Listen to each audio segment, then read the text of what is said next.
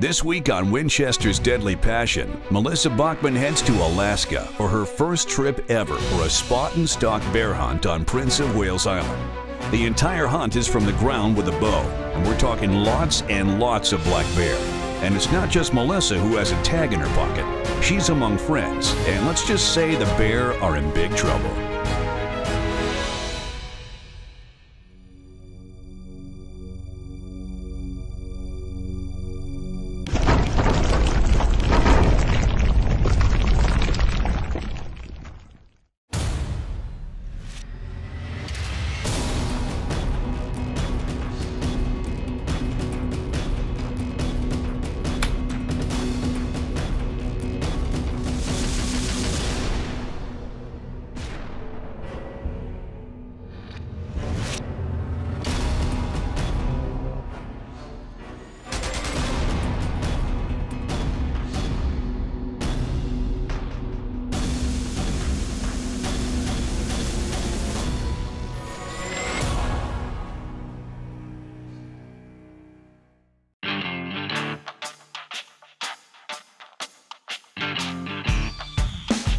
Alaska is probably one of my favorite places in the entire world to go hunting.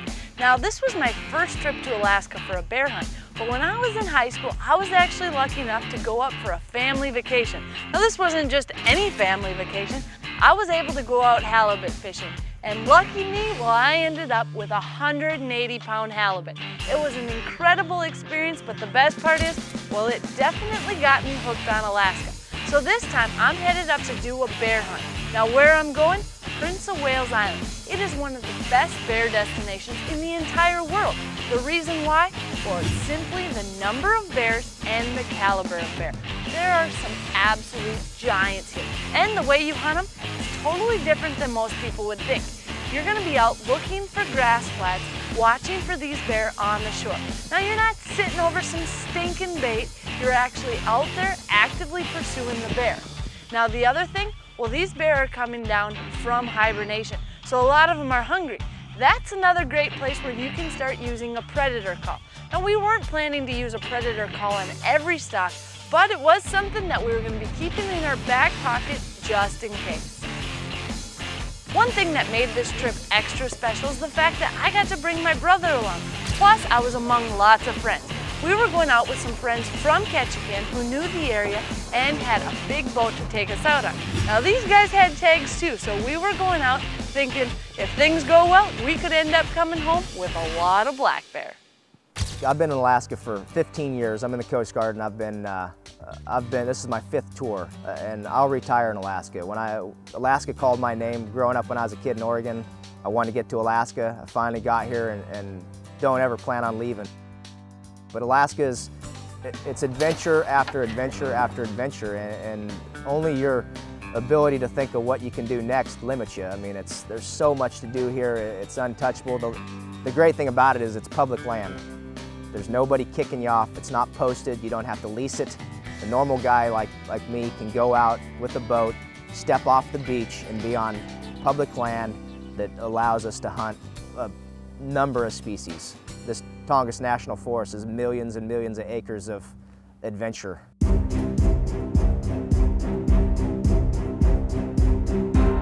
Now this was my first trip for black bear in Alaska. We got set up, got on the boat, and started scouring the shores for bear. Now there were a lot of bear, but I quickly found out not every bear is in a stalkable location. We're out here on Prince of Wales Island, and we've got bear everywhere. It's obviously bear 30.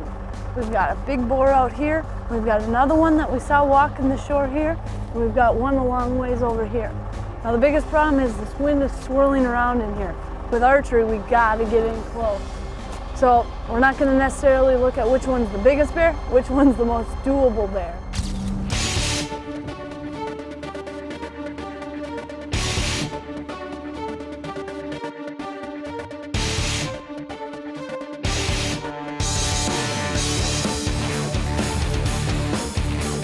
So we made a few stalks, saw a ton of bear, but nothing had quite worked out.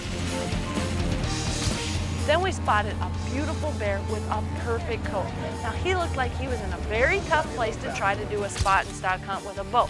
There was just not enough real estate to get in close. So I decided, being the nice sister I am, I'll let my brother go on this stock. I'll come right along with him, but he was gonna go up first. So we used as much as we could of the shore to get up on this bear, but we simply ran out of stockable real estate. We had got to the end and there was no getting closer. Now this was about 150 yard shot. My brother got down on a rock, was all set up, and before this bear could get back into the thick stuff, he made a great shot. I just got him. Oh, what a stock. That was amazing. Nice work. Now this bear went right down, and my brother, well, he was thrilled. And I was tickled too, because I hadn't had a bear up in Alaska. Lucky devil, first one. Yep.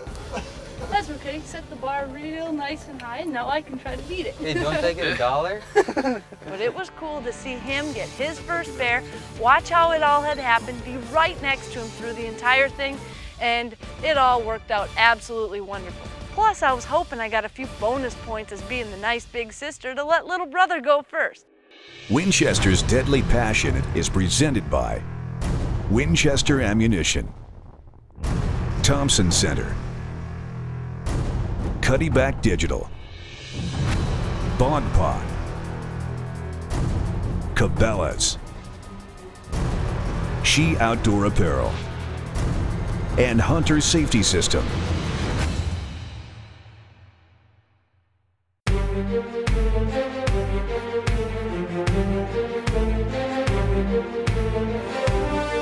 After spotting quite a few different bears and having Aaron take a beautiful bear, well, we had spotted another giant. Now this bear, he was in the perfect place because he was out by a creek. Now what that creek would do, well, that would probably help with any extra sound. Now as quiet as we tried to be, well, let's face it, you're not exactly silent when you're doing a stock, especially with all the shells, rocks, everything on the beach. So we had one of his senses down. Number two, we had a great wind for where he was at. As we rounded the corner, we could see this bear still feeding.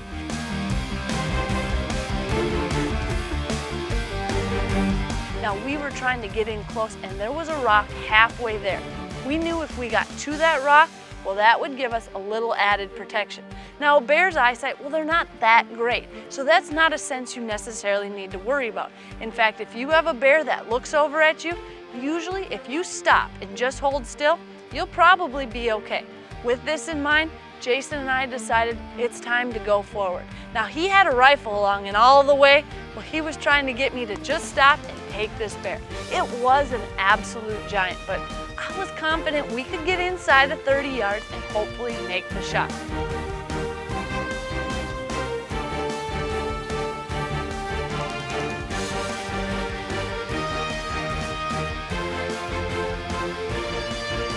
As we got up to that creek, we started crossing, and although it was a little tough, it wasn't higher than our boots, and this bear was still standing there. I could hardly believe it. Now, this was the first real stock that I had been on with my bow, and my heart was pounding. We went around that rock and closed the distance down to 30 yards. Now, this was in close, right where I felt comfortable, and as I was getting ready, thinking about drawing, this bear lifted his head and he could smell us. The wind had changed in the back of the cove and he was out of there. Now, it's really unfortunate when you do all that work getting so close on a stock and then just at the last minute, the wind changes. But that's the way it goes. If I'd have drawn 10 seconds earlier, well, I might have had a giant bear. But I didn't. I was trying to get comfortable and this big boar took off. What a stock. We got from 67 yards, had to make a decision at the rock. Am I gonna switch this for a gun or stick with the bow? Well, I decided we're gonna stick with the bow. We got all the way up to 36 yards and off he runs. But either way, I have to say, the best stock I have ever done. And hopefully that was just the preparation for the big guy.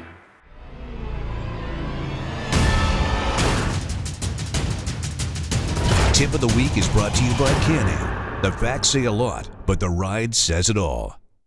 For me as a bow hunter, one of the most important things on my bow is the sight I use.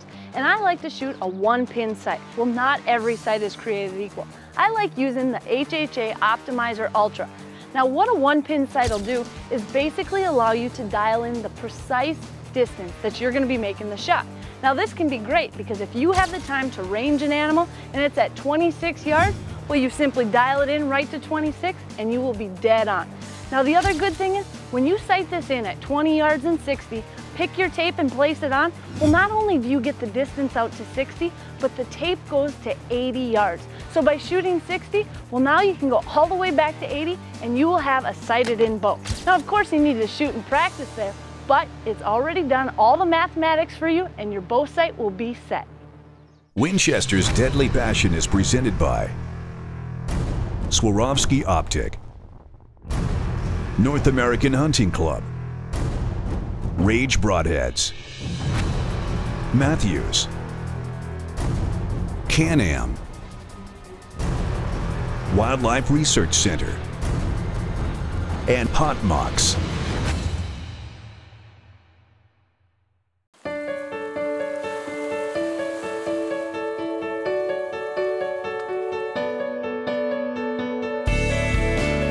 There are a lot of different ways to hunt Prince of Wales Island, but on this trip, we decided to go out in Jason and Vince's big boat.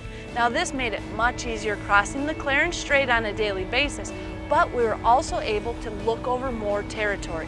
We could get from one cove to the next, check it out, and see where the bears were. Once we had a bear spotted, we'd pull the raft off the back end and make our stock. It really made for the perfect setup because that way we could watch the shores, and if we needed to, we could sit right out in the middle and watch several different grass flats all at once. That way we could keep all our eyes watching and hopefully have a big bear spotted soon. You could walk a long time in this country and not cover a lot of country. The shoreline is tough, the tides are dramatic. By far the best way to cover this country is in a big boat. Watch your charts, stay in the deep water, and look for the grass flats. Every chart shows grass, every chart plotter shows green grass, and if it's south facing, that's going to get the best sun exposure in the spring, and it's going to have green shoots of grass, and that's what them bears are looking for. So instead of planting yourself on one area, I would get in a position where you can see several grass flats in one spot and either sit and drift and watch all those grass flats or cover grass flats with a big boat, make a decision, make a plan when a bear's spotted, and put it together then.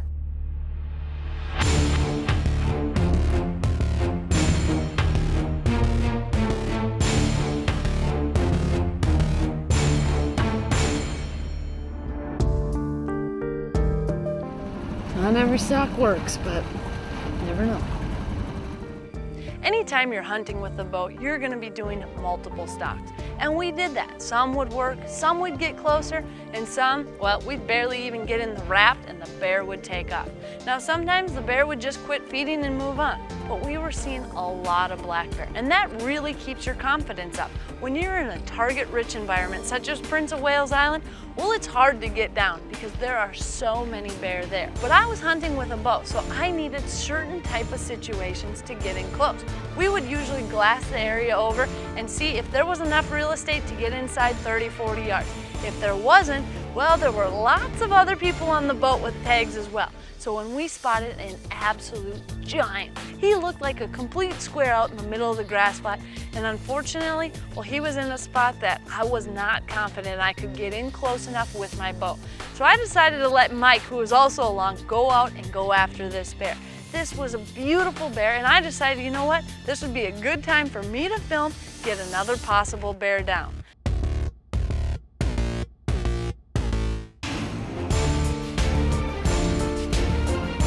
Mike and Jason stalked along, and when they got to where they wanted to be, well, Mike was all set up, perfectly rested, and they made the shot. But as that bear took off for the woods, well, he put one more in him just in case. And that's one of the things when you're hunting black bear. If you have a chance to put another bullet in him, you absolutely want to.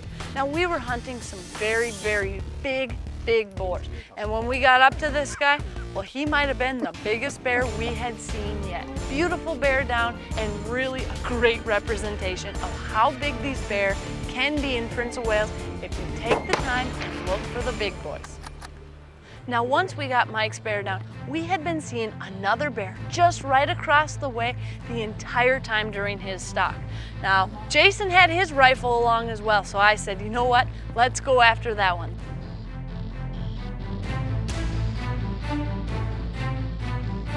Jason and I got up closer to this bear, another huge bear. It was unbelievable. In this one cove, that were two giant bear we spotted. Jason got up, got settled in, and made a great shot. He's hit hard, took him down on the first shot. Should be a done deal. He was hit hard, knocked down the first one. Jeez. Look at that. Look at the cool V. Oh, he's got the V too. You know, we come over to Prince of Wales, this is the kind of bears that we're looking for. This is some of the best genetics in the United States, probably in the world, for black bears on Prince of Wales. And they produce some monsters if you let them grow up. This is very, very recognizable on big bears. You look at them on grass flats, this rub in their forehead. Big boars do this for some reason. These two bears we got down, both of them have this rub, and both of them are big bears, just to confirm the theory. Let's see how these paws. Oh yeah. He's big. He's a monster. It's a slug. Now we had two giant bears down, and our raft, well, it could barely hold all the weight, but everybody was all smiles. Yeah. And you know what? When you're hunting an area like Prince of Wales Island, seeing this many bear out with friends and family and can put this many black bear down, well, I wasn't even concerned if I got my bear. I was thrilled. Although, let's face it, I was really hoping to get in close on one of these big boys too.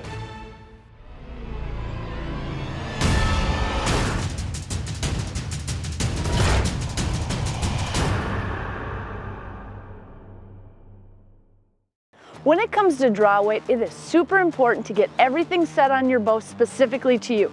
Now with draw weight, the last thing you want to do is have too heavy of a weight. Not only could you possibly not get to full draw when you're in the field, but you also could add a ton of extra movement and potentially spook the game you're after. So one thing I like to do when you're looking for draw weight is start a little lower. Your back muscles are muscles that most people don't use on a regular basis, so the more you shoot, the more you'll build them up. Now one thing to do, a lot of people wonder, well, what's the best exercise to do to build up those muscles? It's really quite simple. Shoot your bow. That's the best thing to build those muscles up. Sure, there's a lot of things you could do in a gym, but by shooting your bow, you will get much stronger, quicker, and you'll become a better shot. Now lastly, when it comes to draw weight, start out lower. Most bows come in 10-pound increments, so start out at the low end of it and build yourself up. If you ever get in a situation where you're on your knees or you're sitting, you'll be happy you had a lower draw weight and you'll be much, much more successful.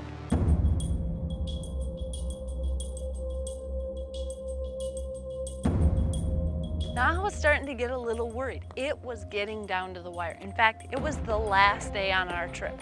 Now we had seen a ton of bear. We had got some incredible bear with rifles, but I was trying to do this as a bow hunt and I wasn't getting in close.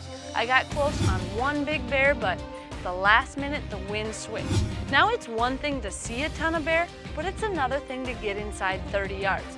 But as we were looking around and I was starting to get a little disappointed, we spotted another giant. Now this bear, he was in a spot that looked great.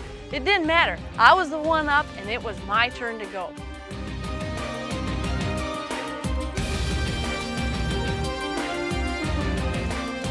There was no time to waste. This bear was feeding away and we knew we were going to be running short on time. As we hit shore, we hurried up to the edge of the woods. That way we could have just a little bit of cover. No bear. Now, I figured this bear had already fed as long as he needed to feed and was probably in the thick bush and would never see him again. So I was a little disappointed. Well, now Jason decided to break out the predator call. Now, usually you can use a predator call on black bear. They are a predator, but this time of the year it works especially well. These bears, one of their primary food sources is the fawns of Sitka blacktail. It's really the only meat that they're going to get. So several times I've tried to call deer out of these clear cuts, and the only thing that responds are the bears coming to the call. So I knew that in this situation, that this big boar, if he was a dominant boar, he'd respond and he'd come to see what it was, especially since he couldn't see us.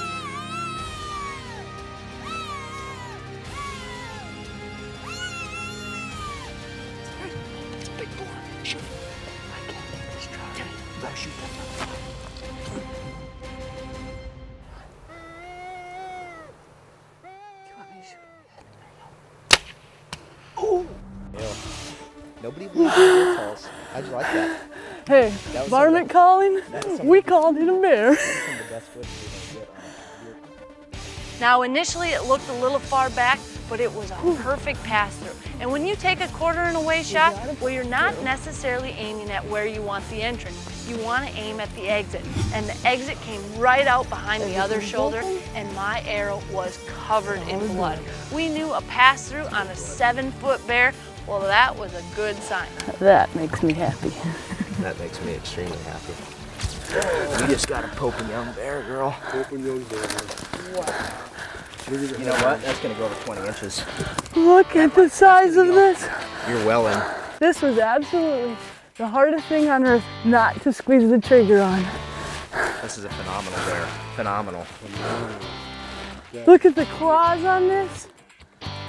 I can't get over the size of his head. Look at this. Now walking up to this bear, well, he was even bigger in person. And I was just straight up giddy. I could hardly contain myself. Now this was a bear that I had worked hard for, really put in the time, let everybody else get their bear first, and finally it worked out. Well, this bear and I made a little deal that I would take him to Hollywood, and he chose the method with my bow. You know, he only went 30 yards. But he could have picked a better path because it's going to be a long trip out.